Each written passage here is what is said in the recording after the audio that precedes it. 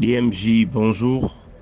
Bonjour à vous, à vos abonnés et à toute votre équipe. Merci de liker, partager et de vous abonner massivement. Je tenais à partager avec vous une de mes aventures. En fait, il y a 4 ans de cela, j'étais dans une ville, capitale provinciale de mon pays.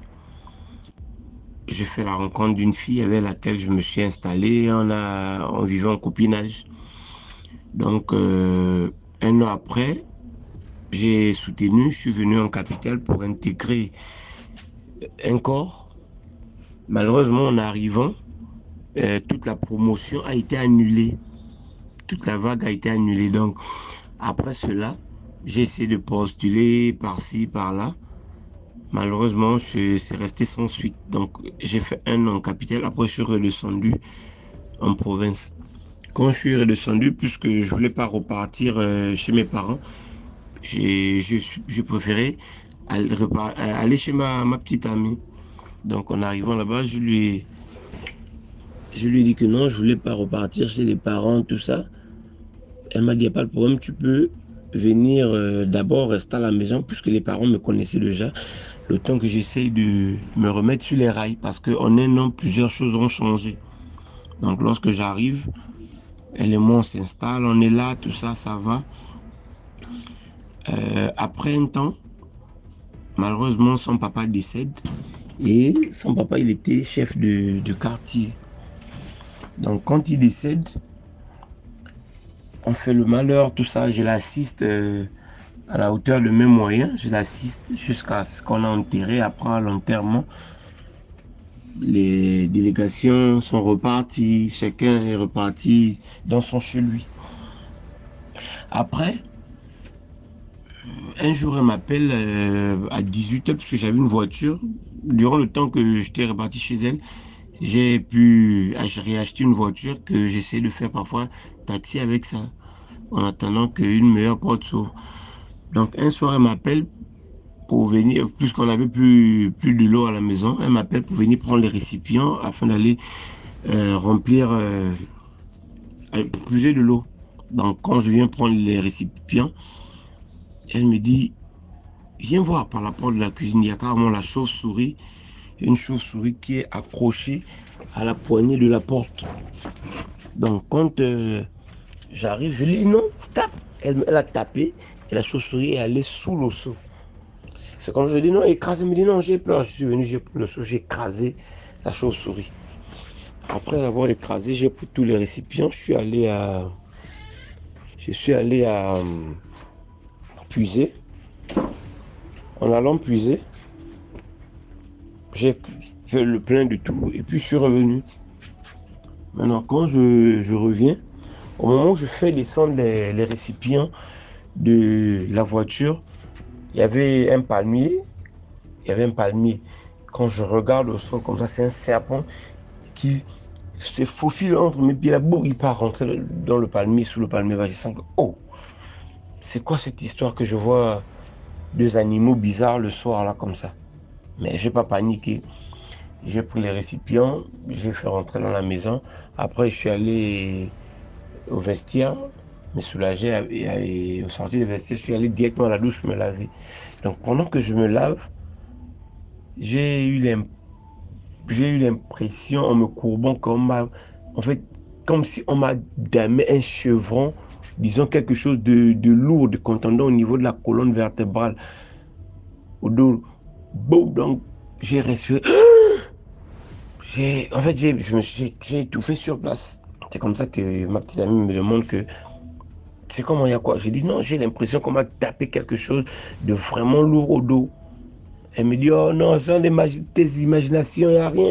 J'ai dit que c'est moi qui connais mon corps, je sais ce que je ressens actuellement. Oh non, bon, bref, j'avais du mal à me lever. Donc j'ai quand même fait les efforts où je suis allé à la chambre. Quand j'arrive à la chambre là, même pour me lever, pour aller uriner, je n'avais du mal. Il fallait que je me lève à quatre pattes. La douleur était vraiment atroce. Vraiment, vraiment atroce, je vous le dis.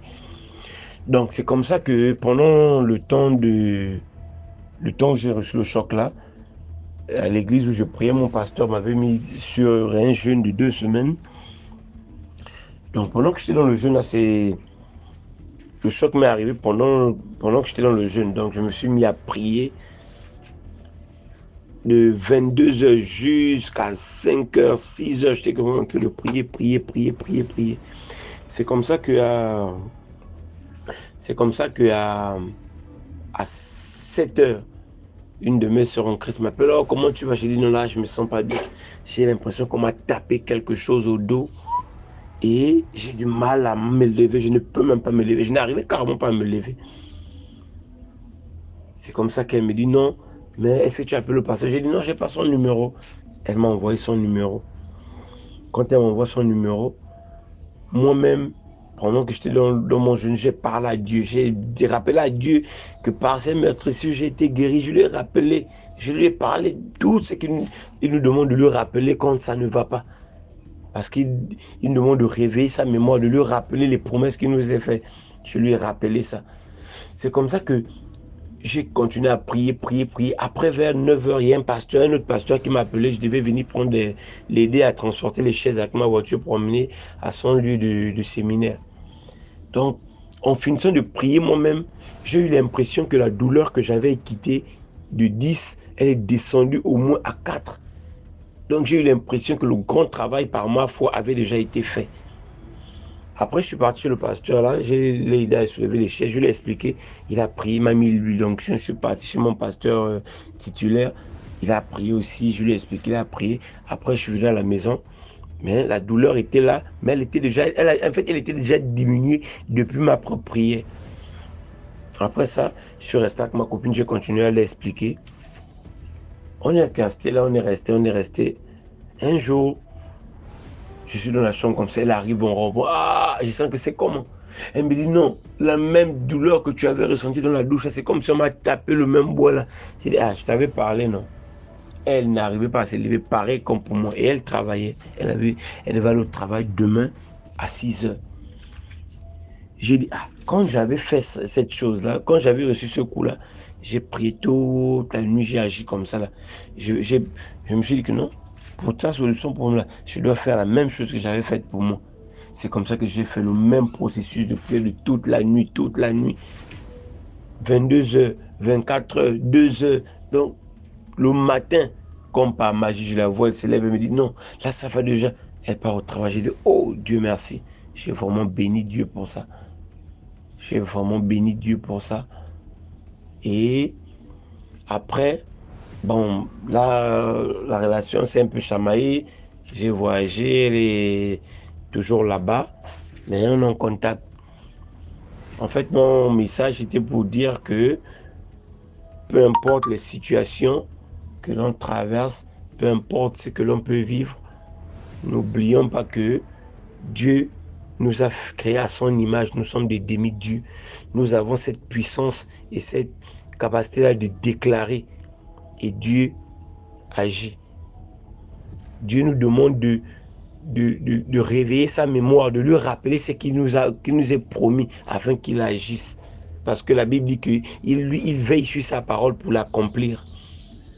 Donc peu importe la situation que l'on peut traverser, peu importe le problème, aussi grave soit-il, la prière est l'âme d'un enfant de Christ.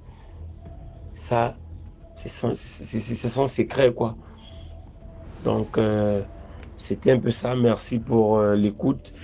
Et comme d'accoutumé, abonnez-vous, likez, partagez pour agrandir la communauté.